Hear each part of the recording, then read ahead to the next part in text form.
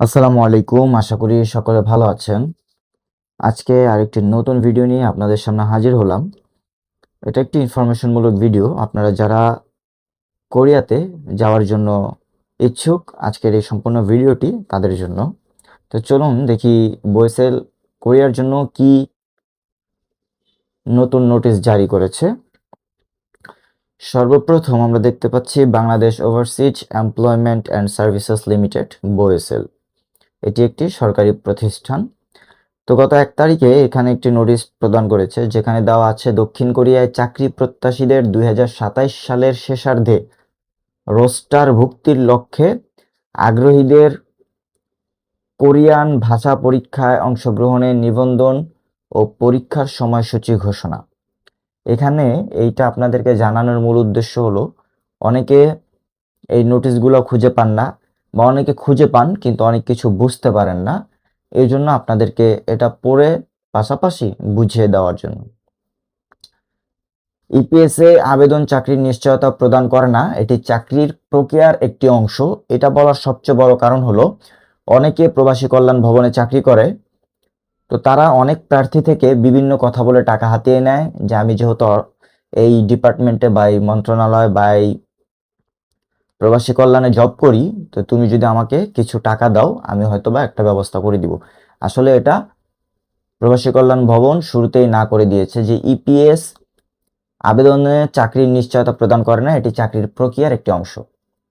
সংশ্লিষ্ট সকলের জ্ঞাতার্থে জানানো যাচ্ছে যে কোরিয়া প্রজাতন্ত্রের শ্রম ও কর্মসংস্থান মন্ত্রণালয় এবং গণপ্রজাতন্ত্রী বাংলাদেশ সরকারের প্রবাসী কল্যাণ ও বৈদেশিক কর্মসংস্থান মন্ত্রণালয়ের মধ্যে স্বাক্ষরিত সমঝোতা স্মারকের ভিত্তিতে এমপ্লয়মেন্ট পারমিট সিস্টেম ইপিএস কর্মসূচি বাস্তবায়িত হয়ে আসছে। এটা আমাদের দেশে আজকে থেকে অনেক বছর ধরেই কোরিয়াতে এভাবে লোক নিয়ে যাচ্ছে। আচ্ছা, তো যেভাবে আপনি যেতে পারবেন সেজন্য আপনার প্রত্যেকটা ধাপ এবং আবেদন থেকে শুরু করে আপনার এক্সাম সবকিছুই কিন্তু এখানে দিয়ে দিচ্ছে।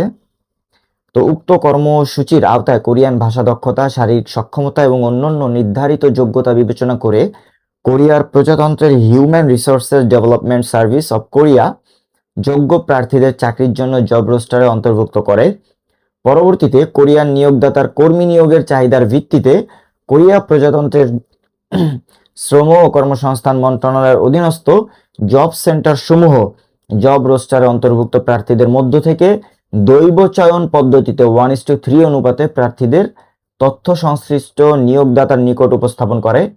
সংশ্লিষ্ট নিয়োগদাতা তার প্রয়োজন, চাহিদা ও পছন্দ অনুযায়ী 3 জন থেকে 1 জন কর্মী নির্বাচন করে থাকেন।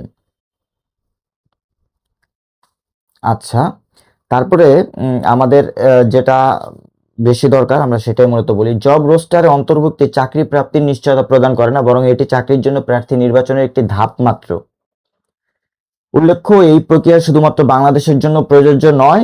ইপিএস কর্মসূচিতে অংশগ্রহণকারী বিশ্বের মোট 17টি দেশে আন্তর্দেশীয় প্রতিযোগিতার ভিত্তিতে একই নিয়ম ও শর্তে দক্ষিণ কোরিয়া কর্মী প্রেরণ করছে।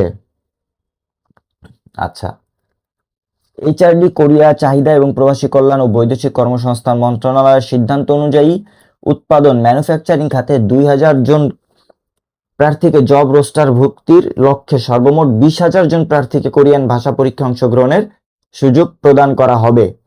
মূলত আপনার লোক নিবে 2000 জন, কিন্তু আপনারা রেজিস্ট্রেশন করতে পারবেন 20,000 জন।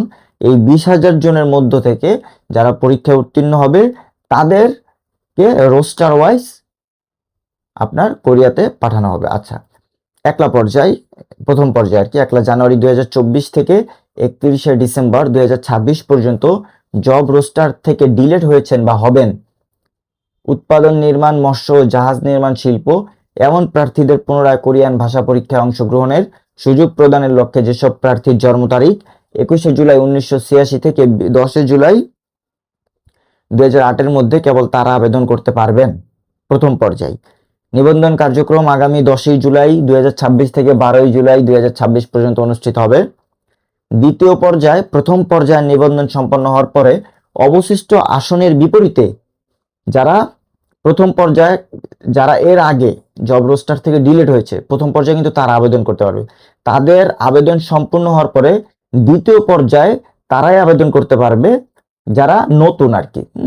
সাধারণ প্রার্থীদের জন্য নিবন্ধন কার্যক্রম পরিচালিত হবে। এ পর্যায়ে আগে আসলে আগে পাবেন, ফার্স্ট কাম ফার্স্ট সার্ভ ভিত্তিতে যোগ্য প্রার্থীদের নিবন্ধনের লক্ষ্যে যেসব প্রার্থীর জন্ম তারিখ 15 জুলাই 1986 থেকে 14 জুলাই 2008 এর মধ্যে, কেবল তারা আবেদন করতে পারবেন। নিবন্ধন কার্যক্রম আগামী 14 জুলাই 2026 থেকে 16 জুলাই 2026 পর্যন্ত অনুষ্ঠিত হবে। বিশেষ নির্দেশনা, এভাবে সর্বমোট 20,000 প্রার্থীর কোটা পূরণ করা হবে। অতঃপর আপনার যে সাইট বা এই যে আবেদনের যে সাইট সেটা অটোমেটিক ভাবেই বন্ধ হয়ে যাবে। তবে নিবন্ধনের সময় প্রদত্ত তথ্য সহ প্রমাণাদি পরিষ্কার, সঠিক ও সত্য হতে হবে। ভুল বা বিভ্রান্তিকর তথ্য প্রদান করলে আবেদন বাতিল বলে গণ্য হবে। নিবন্ধনের শর্তাবলী বা কত টাকা খরচ হবে এগুলো নিয়ে কিছু দক্ষিণ কোরিয়া কর্মী প্রেরণকারী 17টি দেশের জন্য এইচআরডি কোরিয়া কর্তৃক কোরিয়ান ভাষা পরীক্ষা ও স্কিল টেস্ট পরীক্ষার নির্ধারিত ফি $28, যা বাংলাদেশি মুদ্রায় প্রায় 3,500 টাকা। এই অর্থ ব্যাংকিং চ্যানেলের মাধ্যমে সরাসরি এইচআরডি কোরিয়ান প্রধান কার্যালয়ে প্রেরণ করা হয়। পরবর্তীতে এইচআরডি কোরিয়া কোরিয়ান ভাষা পরীক্ষা ও স্কিল টেস্ট পরিচালনা সহ লজিস্টিক সেবার যাবতীয় ব্যয় নির্বাহের জন্য প্রার্থী প্রতি সংশ্লিষ্ট দেশের সেন্ডিং এজেন্সিকে $8 প্রদান করে থাকে। নিবন্ধন কার্যক্রম স্বচ্ছ, সুষ্ঠু ও প্রযুক্তি নির্ভরভাবে সম্পাদনের লক্ষ্যে বয়েসের পরিচালনা পর্ষদের সিদ্ধান্ত অনুযায়ী অনলাইন নিবন্ধন ফি $500 নির্ধারণ করা হয়েছে।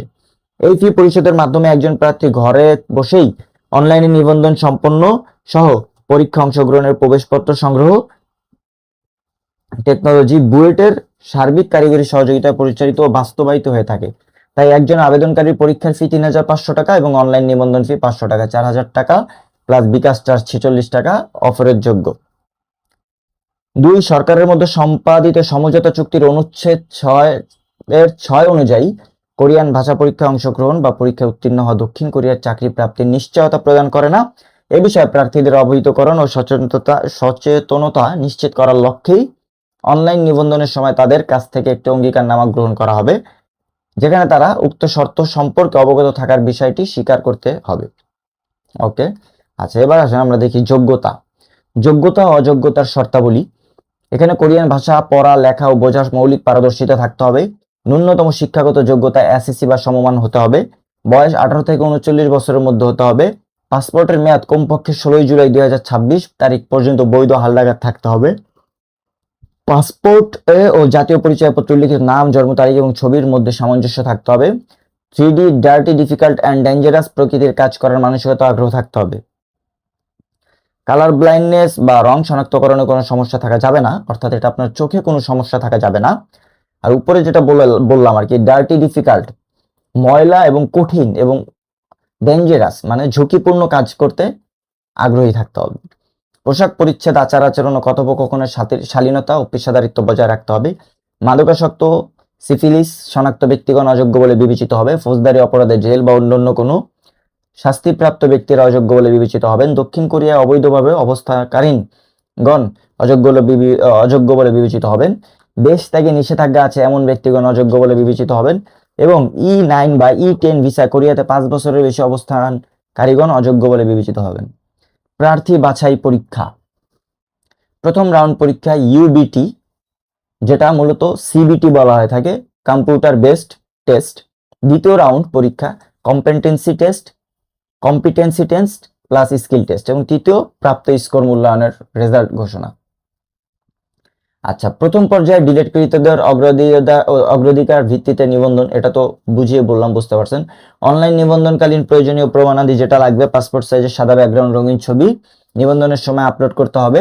আচ্ছা, পাসপোর্টের সাইজ তো দেওয়া আছে এখানে, এটা আপনারা দেখে নেবেন, 270x349 পিক্সেল, 14 কেবির ভিতরে হইতে হবে, ম্যাক্সিমাম 14 কেবি, তো আপনি 12 কেবি 10 কেবি দিয়ে দিবেন। আচ্ছা, পাসপোর্টের ছবিযুক্ত ডাটা পেজের রঙিন স্ক্যান কপি, পাসপোর্ট পিক্সেল কি ডিমেনশন দেওয়া আছে এখানে 600x403 পিক্সেল, সাইজ দেওয়া আছে 60 কেবি, ম্যাক্সিমাম যে পেজে ফরম্যাট হতে হবে। নিবন্ধনের সময় আপলোড করতে হবে নির্ধারিত ফরম্যাটে। পাসপোর্ট তৈরি করতে প্রদত্ত নমুনা অনুসরণ করতে হবে। আচ্ছা, তারপর দেখেন দ্বিতীয় পর্যায়ে আগে আসলে আগে পাবেন ভিত্তিতে নতুন প্রার্থীদের জন্য নিবন্ধন, অর্থাৎ যারা পূর্বে নিবন্ধন ছিল, ভাষাও শিখছে, কিন্তু মানে অল্প লোক নেওয়ার কারণে যেতে পারেনি, তারা কিন্তু আগে পাবে। এবং নতুন করে যারা নিবন্ধন করবে এবং এক্সাম দিবে তাদেরটা কিন্তু কি তাদের পরে তারা পাবে। সুতরাং এখানে ওই যে বলা আছে ফার্স্ট কাম ফার্স্ট সার্ভ, আগে আসলে আগে পাবেন, এই ভিত্তিতেই নিবে। দেন দেখা যায় আপনি আবার হয়তো এই বছর পরীক্ষা দিচ্ছেন, ভালো রেজাল্ট করছেন, এই বছর যেতে পারেননি, পরবর্তী বছরে আপনি আবার ফার্স্ট কামে পাবেন, মানে প্রথম পর্যায়ে পাবেন। আচ্ছা, তারপর দেখেন ডিলেট কৃতীদের ক্ষেত্রে 10 জুলাই সকাল 10টা থেকে 12 জুলাই 2026 তারিখ বিকাল 4টা পর্যন্ত নিবন্ধনের সময় দিচ্ছে। জন্ম তারিখ এত লাগবে, পরীক্ষার তারিখ ঘোষণা 15 আগস্ট 2026, আবার পরীক্ষা শুরু 1 সেপ্টেম্বর 2026। পরীক্ষার তফসিল ইপিএস ব্যবস্থাপনা পরিস্থিতি অনুযায়ী হোম পেজ নোটিশের মাধ্যমে পরিবর্তনযোগ্য, অর্থাৎ যে কোনো কিছুর ভিতরে যদি পরিবর্তন আসে সেটা বইসেলের হোম পেজে জানিয়ে দিবে। উত্তীর্ণ প্রার্থীর সংখ্যা এইচআরডি কোরিয়া কর্তৃক পরবর্তীতে ঘোষণা করা হবে। পূর্ণমান 200 এর মধ্যে 120 নম্বরের বেশি প্রাপ্তদের মধ্যে থেকে সর্বোচ্চ নম্বরের ক্রম অনুযায়ী পূর্ব নির্ধারিত সংখ্যক পরীক্ষার্থীকে উত্তীর্ণ করা হবে। অর্থাৎ আপনাকে বোঝানো হয়েছে যে 200 নম্বরের পরীক্ষার ভিতরে আপনাকে মিনিমাম 120 পেতে হবে পাশের জন্য। এর থেকে বেশি যারা পাবে, তো যে যত বেশি পাবে সে তত আগের সিরিয়ালে থাকবে, ঠিক আছে, মেধাক্রম অনুযায়ী সাজানো হবে। আচ্ছা, পরীক্ষা কেন্দ্রটা কোথায়? ইপিএস টপিক সিবিটি সেন্টার, এটা হলো আপনার Probashi Kalyan Bhaban, M floor 7172 Eskaton road, Dhaka 1000, BOESL যে বিল্ডিং এ অবস্থিত, সেখানে বাম দিকে লিফটে এম ফ্লোরে এখানে দেওয়া আছে। তারপর হলো আপনার কম্পিটেন্সি টেস্টের সম্ভাব্য তারিখ আগামী জানুয়ারি 2027 ও স্কিল টেস্টের সম্ভাব্য তারিখ আগামী ফেব্রুয়ারি 2027 এবং চূড়ান্ত ফলাফল ঘোষণার সম্ভাব্য তারিখ এপ্রিল 2027। উল্লেখ্য যে এই বিষয়টি বিস্তারিত নোটিশ ওয়েবসাইট এবং ভেরিফাইড ফেসবুক পেজে উল্লেখ করা হবে। ওকে, আচ্ছা, পরবর্তীতে দেখেন পরীক্ষা 4টা সেশন হবে, 4 সেশনের সময়, পরীক্ষার মান বন্টন, মোট প্রশ্নের সংখ্যা 40, মোট নম্বর 200, ঠিক আছে, রিডিং 20, লিসেনিং 20, মোট নাম্বার 100, 100, 200, এই 200-র ভিতরে 120 পেতে হবে। আচ্ছা, প্রত্যেক পরীক্ষার্থীকে নির্ধারিত সময়সীমার মধ্যে বয়েসেল ব্রিফিং রুমে উপস্থিত হয়ে আইডেন্টিটি চেক করিয়ে পরীক্ষার্থী প্রশিক্ষণ আরম্ভের পূর্বে পরীক্ষা কক্ষে প্রবেশ করতে হবে। প্রথম সেশন 9টা, দ্বিতীয় সেশন 10টা 30, তৃতীয় সেশন 13টা মানে 1টা, চতুর্থ সেশন 14টা 30 মানে 2টা 30 পর্যন্ত, অন্যথায় পরীক্ষা অংশগ্রহণ করা যাবে না। তারপরে প্রশ্ন তৈরি, নম্বর বন্টন ও পাশের মানদণ্ড এখানে বিস্তারিত দেওয়া আছে, এগুলো দেখে নেবেন। পরীক্ষা উত্তীর্ণ প্রার্থীর নাম ঘোষণার তারিখ পরীক্ষার দিন জানানো হবে। আচ্ছা, ঘোষণা তারিখটা আপনি যেদিন পরীক্ষা দিবেন সেদিন জানিয়ে দিবে। ইপিএস এর হোম পেজের এখানে দেওয়া আছে, বয়েসেলের হোম পেজ দেওয়া আছে, ইপিএস টপিক হোম পেজ দেওয়া আছে। অনলাইনে সহায়তা বা পরামর্শ গ্রহণের জন্য দেখেন এখানে মার্ক করে দিছে। অন্যান্য গাইডলাইন আপনার যা যা এখানে দেওয়া, স্ট্যান্ডার্ড টেক্সট বুকটি নিম্নের লিঙ্ক থেকে ডাউনলোড করতে পারবেন। অর্থাৎ অপ্রকাশিত প্রশ্ন ব্যাংক থেকে প্রশ্ন করা হবে। এইচআরডি কোরিয়া কর্তৃক প্রকাশিত the standard text books for EPS টপিকের ভিত্তিতে প্রশ্নপত্র প্রস্তুত করা হবে। স্ট্যান্ডার্ড টেক্সট বুকসটি আপনি কোথায় পাবেন? এখানে পেয়ে যাবেন। এই লিঙ্কটি এখানেও থাকবে, পাশাপাশি আমি আমার ডেসক্রিপশন বক্সে দিয়ে দিব ইনশাল্লাহ। আচ্ছা, সতর্কতা দেওয়া হয়েছে এখানে। ইপিএস টপিকে উত্তীর্ণতা রোস্টারভুক্তির লক্ষ্যে কেবল জব অ্যাপ্লিকেশন আবেদন করার যোগ্যতাকে নিশ্চিত করে। দক্ষিণ কোরিয়ায় চাকরির নিশ্চয়তা বহন করে না।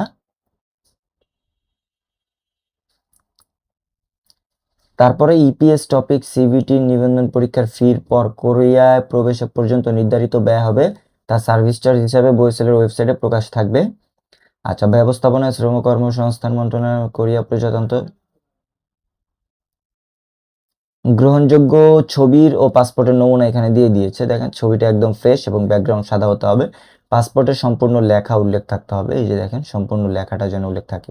অগ্রহণযোগ্য ছবি ও পাসপোর্টের নমুনা দেখেন, এই যে ছবিতে বোঝা যাচ্ছে না, এখানে পাসপোর্টও কোনো কিছু বোঝা যাচ্ছে না।